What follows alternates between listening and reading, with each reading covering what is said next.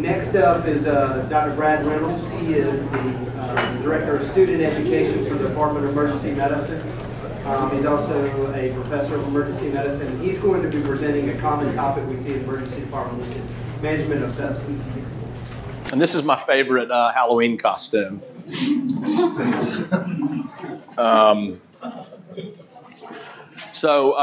We're going to go through sepsis in 25 minutes, and then we're going to do disorders of the body in the next 30 minutes, because they're both fairly narrow topics.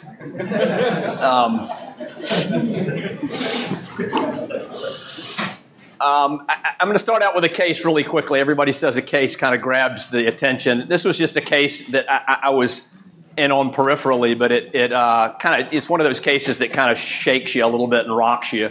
It was a 33-year-old female who presented to the ED with fever, weakness, back pain, and belly pain.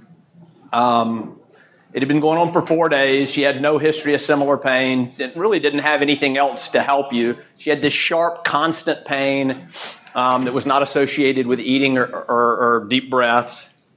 No chest pain, no shortness of breath. She didn't really have any past medical history. She'd had an appendectomy. She was taking Allegra, that's it. On physical exam, she was hypotensive, so they threw her in a critical room pretty quickly. Blood pressure 82/60, she's tachycardic, she had a fever. Her SATs looked fine. On physical exam, she was just tachycardic. She had moderate right upper quadrant tenderness and right-sided CVA tenderness. So you kind of, you're kind of getting a differential diagnosis together already. They threw in two 18-gauge IVs, and later on they ended up putting a central line in. They did an ED ultrasound. And this was probably 10 years ago, just to put it in a time reference. No free fluid. They didn't see any hydro. She had a normal gallbladder. So right now she's got fever, tachycardia, and tachypnea, so she's SIRS positive. You have to have at least 2 to be SIRS positive. They've got a source or a presumed source. They had gotten a urine already, so she and she had nitrites and leukocyte esterase positive. So you can say she's septic and she's hypotensive and sepsis, so she's severe sepsis. The ED course, she got broad spectrum antibiotics, and you're supposed to give them within an hour is what all the guidelines say. She got 2 liters of IV fluid, and she was still hypotensive, so now we can call her septic shock. So we know she really is sick now. This was actually before we got many lactic acids, so they did end up getting one, but it wasn't quite as routine back then. They put her on some Levophed, and the evidence supports Levophed or norepinephrine over dopamine now, and with that being a second line. They did assessments as they went. They were looking at IVCs back then. This was pretty early, but they were looking at her IVC and how much it was collapsing. It was collapsing 100% when she took a breath, so they knew that she was very volume depleted. So they kept dumping fluids in. And the bottom line is, just a quick conclusion to the case, her pressure stayed low. They tried to get her up to the CT because they didn't think this was a simple pyelo. They thought maybe something else was going on, and obviously that's probably, you're thinking probably a kidney stone because she's got a lot of CVA tenderness and her gallbladder looked okay. She didn't really present that way, but she wasn't getting any better, so they really wanted to get a CT. They took her up to CT, but she actually decompensated in the CT scanner, so they had to bring her down. They intubated her, they resuscitated her some more, and sent her back up to CT. They called urology at about that point. Urology came in, quickly got her to the OR, and she actually coded and died in the OR. 33 years old, just a horrible case. The one thing that it tries to drive home for me is that source control is critical. We can go in and do everything as an emergency provider.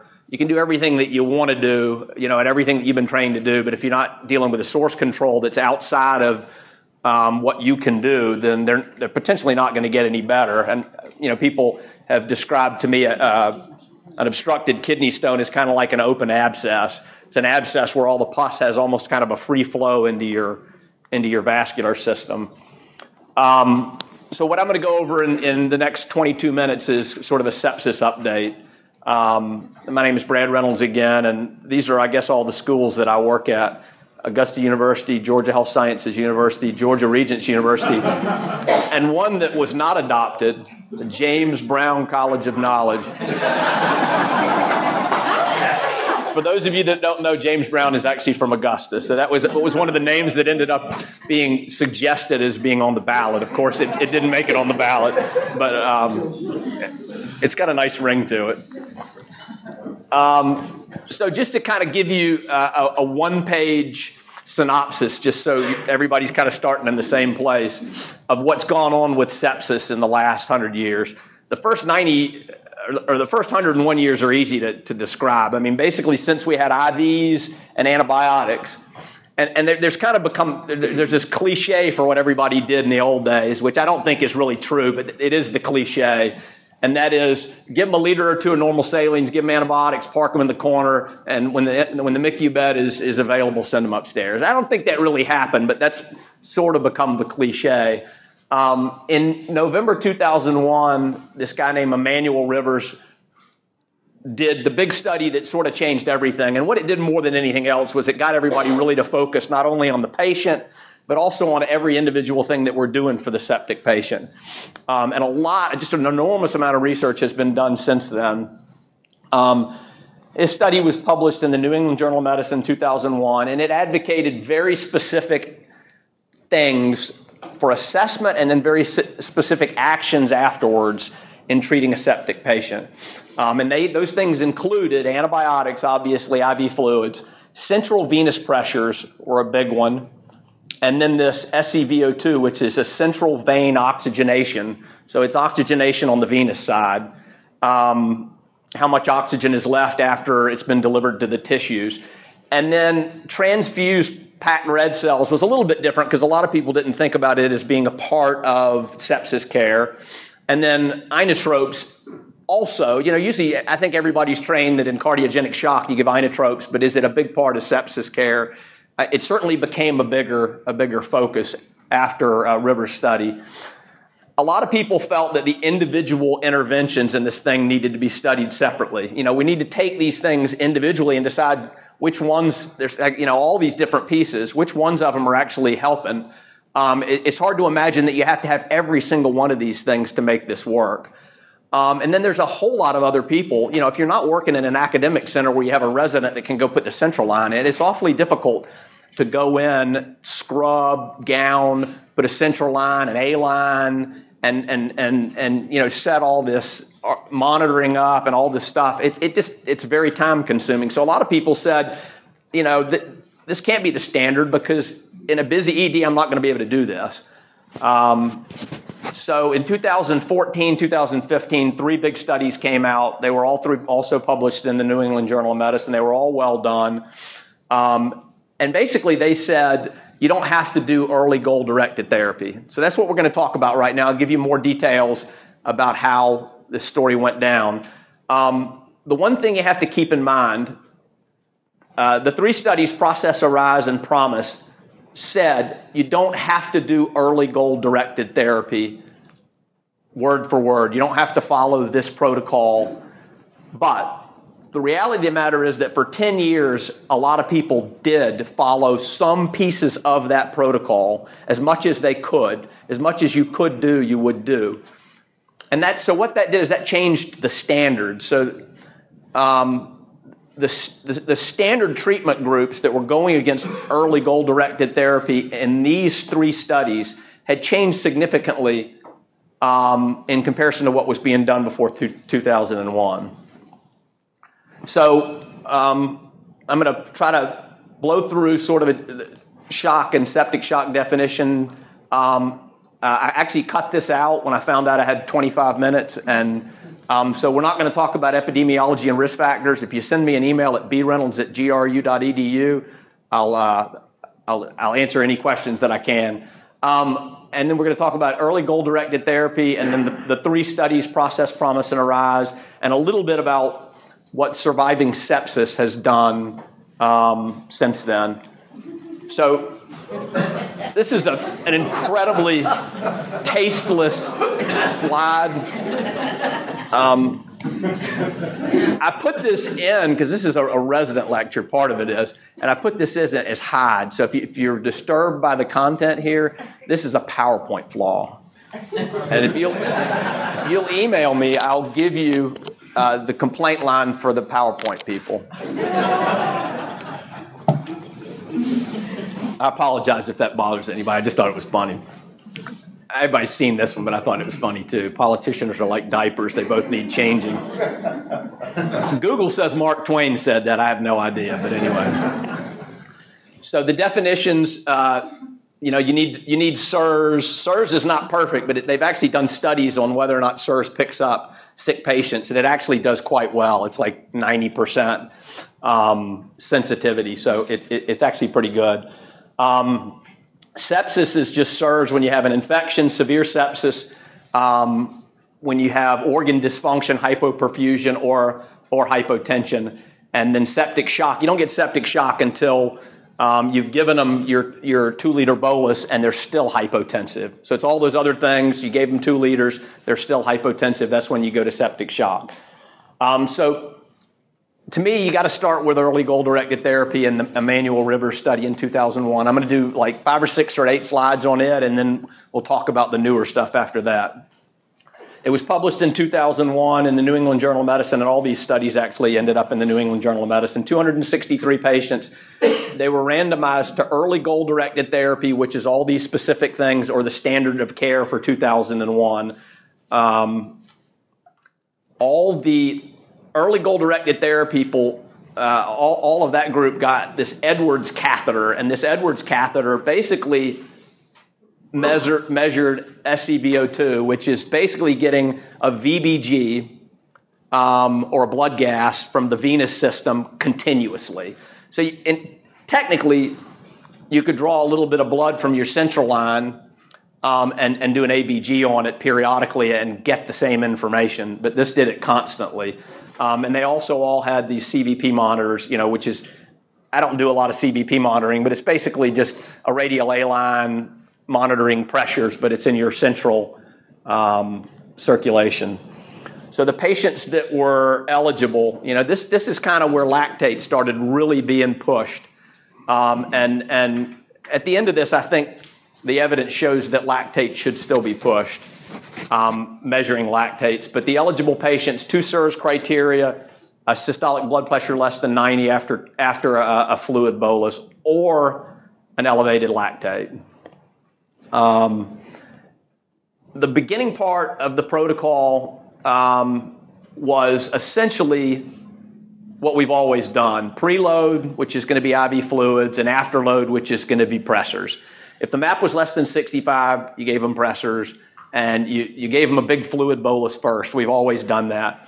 The slight difference was that they used this central venous catheter to measure the venous pressures, and you had to reach a certain pressure, 8 to 12, and you had to say basically that the patient had gotten enough fluid before you moved on. Usually you do these things at the same time, but basically a big fluid bolus, and then you're going to put them on pressors. Note that they really hammered the prior evidence about pressors down. They really hammered it in here, and they said basically norepinephrine is the way to go as your first line. Your second line can be epi. Dopamine is dead. And that has been repeated in every study that's been done since then. So again, this is the early goal-directed therapy. After the fluid and the pressors, we're getting into new stuff now.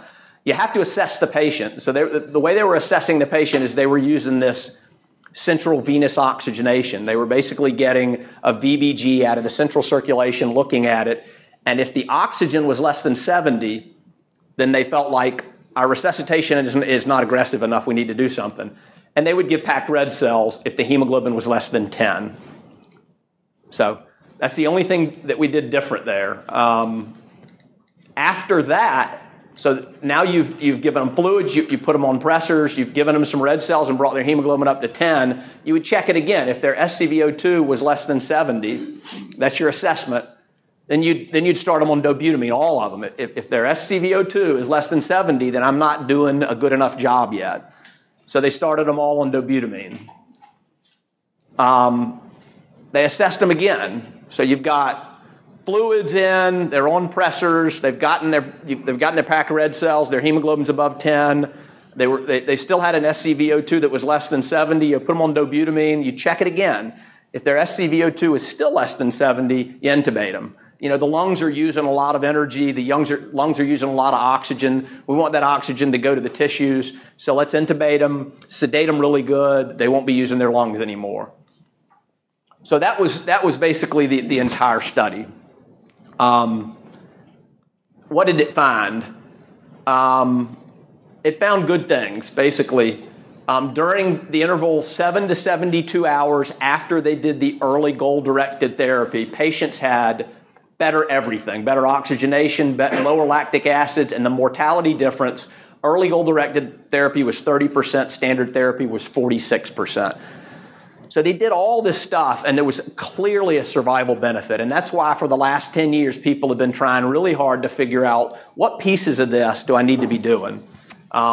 This is a great little chart, and whenever I have a really septic patient come in, I just Google and pull it up. If you Google early goal-directed therapy and go to Google Images, you can find it in 3 seconds. There's about 100 of them.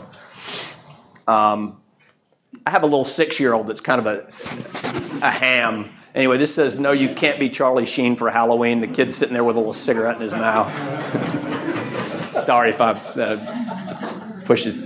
Anyway, so there were concerns immediately. Obviously, a lot of people thought you really couldn't do this, just based on time. And it was fairly complex. But a lot of people said, you know, there's so many different pieces to this. Which of them are really helpful? And then there was also some pretty significant criticisms of the guy who did the study. Dr. Edwards reported no financial conflict of interest, but it turns out, it's Emmanuel Rivers, Dr. Rivers. It turned out that Dr. Rivers and the hospital received about $400,000 from the people who made the Edwards catheter. So that was somewhat fishy, and many people were frustrated again. These things were all tied together, and they wanted to know which pieces of them were really going to be beneficial. So it started to evolve, and over 10 years, it's sort of been picked apart. One thing that people did pretty quickly is they started giving a full liter in 30 minutes. The study showed was doing 500 cc's in 30 minutes, but almost every study I've looked at since then does a liter the first 30 minutes, another liter in the next 30 minutes. CVP was something, you know, do you have to put a central line into everybody who comes in that has a lactic acid over 4 or is hypotensive after some fluids? You know, do you really? And that's a question I think you have to ask, because central lines are not that benign and they take a lot of time. And when you want to put them in a sterile fashion, they take a lot of time.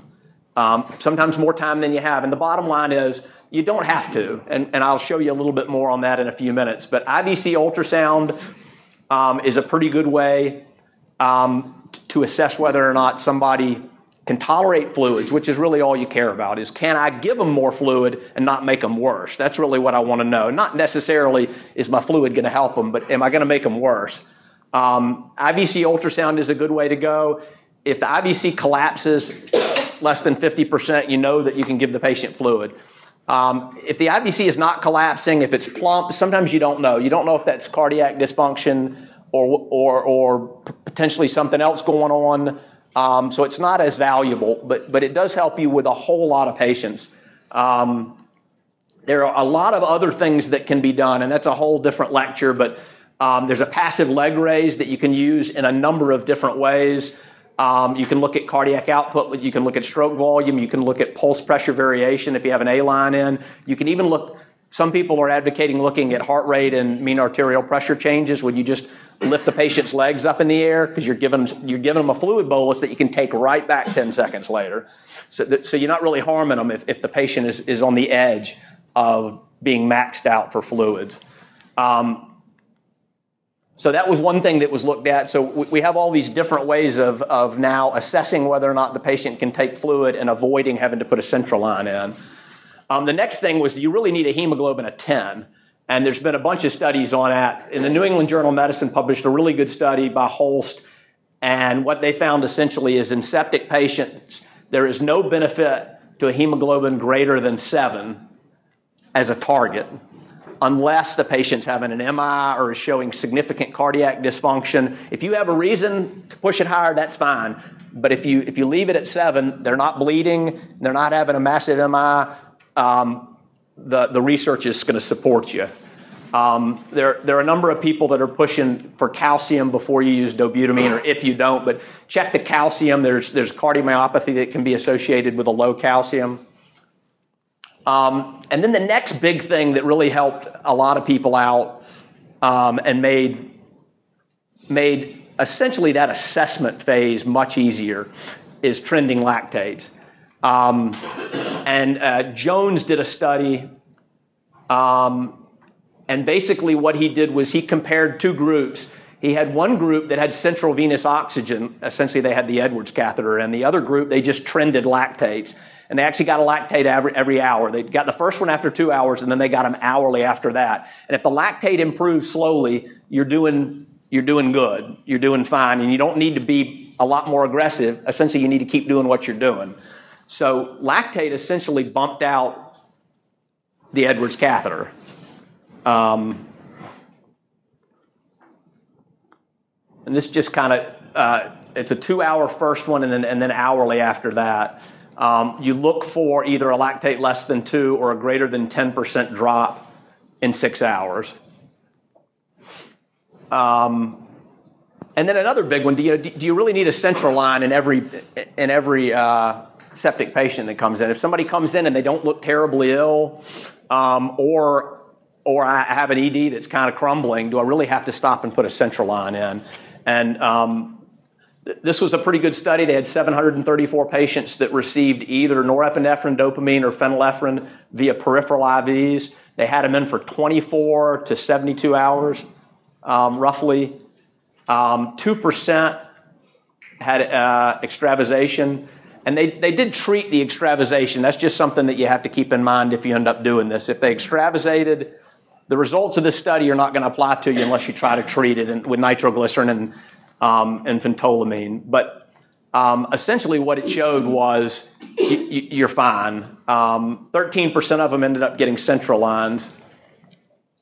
But to start somebody on norepinephrine with a peripheral line is absolutely fine. We also looked at, during that 10-year period, they looked at using albumin. There's no evidence of improved morbidity or mortality using albumin just over normal saline. Studies have looked at hetastarch and pentastarch as well. Both of those have shown potential harms. So, things are getting simple, more and more simple. And then all of a sudden came the 3 big studies. The process trial, 31 academic EDs, 1,300 patients. So these are bigger studies than the Rivers early goal-directed therapy studies. They compared, in the process trial, they compared early goal-directed therapy to a protocolized standard therapy, and that was without a central line, inotropes or transfusions. So they had a protocolized standard therapy that took out the most cumbersome pieces of early goal-directed therapy. And then they had a standard therapy, and essentially that was you do what you think is appropriate. They were doing assessments. Early goal-directed therapy had been around for 5 years probably before these even started, so I'm sure they have incorporated some of early goal-directed therapy into their practice, but they weren't doing all those things. And when you looked at the data later on, a lot of people didn't get central lines. A lot of people didn't get inotropes. And the bottom line is there was no significant difference in mortality. The ARISE trial, essentially the same thing. A slightly different group. It was on Australia and New Zealand. They only had 2 groups. They compared early goal-directed therapy to standard care, which is the physician using his brain and his critical analysis of the literature that's out there and making the best decision he can for the patient that's in front of him. And there was no significant difference in that group either. Early goal-directed therapy did not reduce mortality in comparison to usual care. Then they did it in England, 1,260 patients. And all of these came out in 2014 early 2015, all three of these studies. And essentially the same thing, early goal-directed therapy versus standard therapy, no difference in mortality.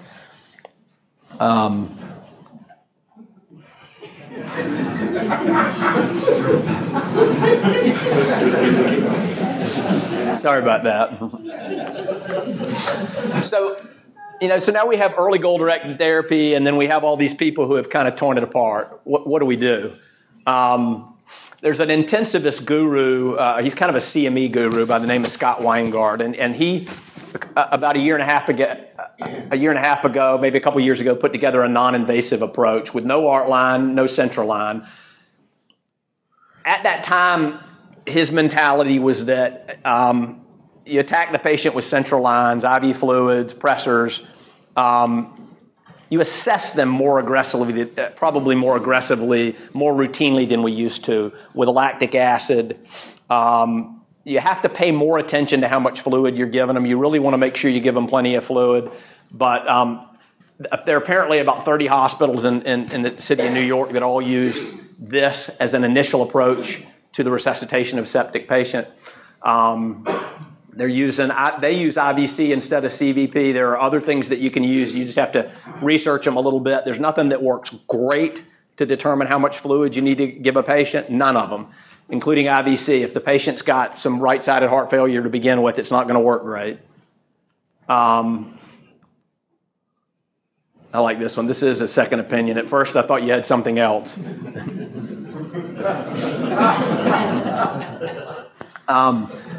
So the Surviving Sepsis group is kind of this international group that has put together recommendations for all of us. It's European and Society of Critical Care. The most recent update was actually after these three studies came out.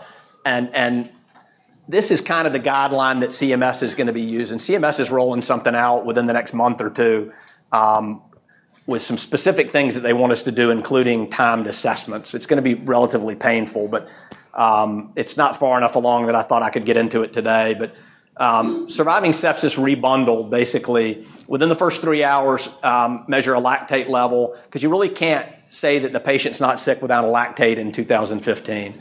Obtain blood cultures, broad-spectrum antibiotics, everybody says within the first hour. Administer 30 mils per kg of crystalloid, which is a little bit more than we used to. So, it's maybe 1.5 liters, or, well, that's actually a couple liters.